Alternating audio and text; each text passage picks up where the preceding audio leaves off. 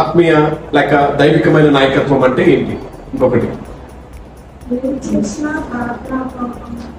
Okay, ప్రార్థనతో ఏదైనా సరే చేయడానికి ఇష్టపడతారు. ఇక్కడ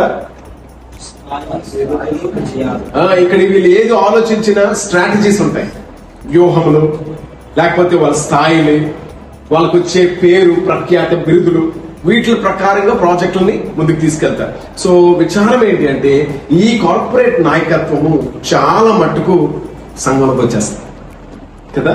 బైబిల్ మీద, దేవుని మీద, వాక్యం మీద ఆధారపడి కనిపెట్టి మరి ముందుకు వెళ్ళడానికి బదులు చదువుల మీద, బిరుదుల మీద, అనుభవాల మీద, లేకపోతే వాళ్ళకున్న స్థాయిల మీద చూసి నిర్ణయాలు తీసుకొని సంఘాలను కడుతున్నారు, పరిచయాన్ని కడుతున్నారు. అదేమవుతుంది అంటే మనకి చాలా ఇబ్బందికరంగా ఉంటుంది. దేవుని రాజ్యము సరైన విధానంలో కట్టబడట్లేదు.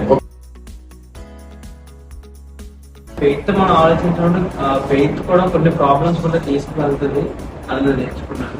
నాయకుడు అనేవారు దేవుడి మీద ఆధారపడాలి. తన టాలెంట్ మీద కానీ తన పనితీరు మీద కాకుండా దేవుని చిత్తానికి అప్పగించేటప్పుడు అది సఫలమవుతుందని ఆ విషయం నేర్చుకున్నాం. మనం ఎవరో సహాయం ఉంటే చేత వర్తం చేయలేం కదా, మన వల్ల కాదు కదా అని ఆలోచన ఉంటుంది. నేను ఇక్కడ నుండి నేర్చుకోలేకుండా మాకు ఒక్కరైనా సరే మనకి చేత మనం చేయడానికి మంచి పని చేయడానికి ఇష్టపడాలి. నాయకుడు అనేవాడు ప్రజల పక్షాన విజ్ఞాపన చేస్తూ పరిచయం కట్టాలి అనేది నేను ఆలోచించుకున్నాను. నాయకులు అనేది ఆదర్శంగా కాకుండా చాలా మంది కమెంట్ చేస్తారు కదా, అలాగా చాలా మంది ఆదర్శంగా చూపుతున్నారు. మీరు ఒక ఎగ్జాంపుల్ చెప్పారు. సేవలు కదా, స్పీకర్ కదా ఆలోచన చేయకుండా, ఎవరు చూస్తున్నారేమో చేయకుండా దేవుని వైపు చూసి దాన్ని టీచ్ చేసేది. టీచ్ చెప్పినప్పుడు దాన్ని మీరు కూడా మాదిరిగా తీసుకున్నారు. అదంతా మాకు కూడా మాదిరిగా ఉంది.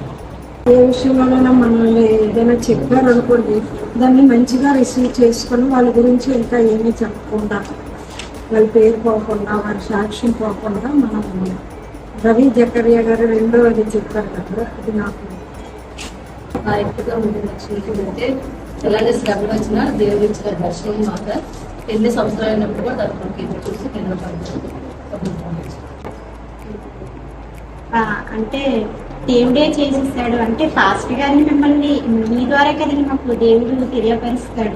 అవన్నీ మర్చిపోయి దేవుడే చేస్తారని అది తెలిసి కూడా మీరు ఇంకా అందరినీ ఇంకా ప్రోత్సహిస్తున్నారు అని నాయకత్వం నాకు తెలుసు.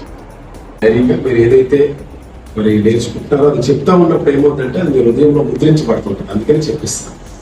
ప్లస్ మీరు గుర్తుంచుకోగలుగుతారు. అండ్ ఇంకొకటి మీకు విశ్వాసము అభివృద్ధి అవుతుంటారు.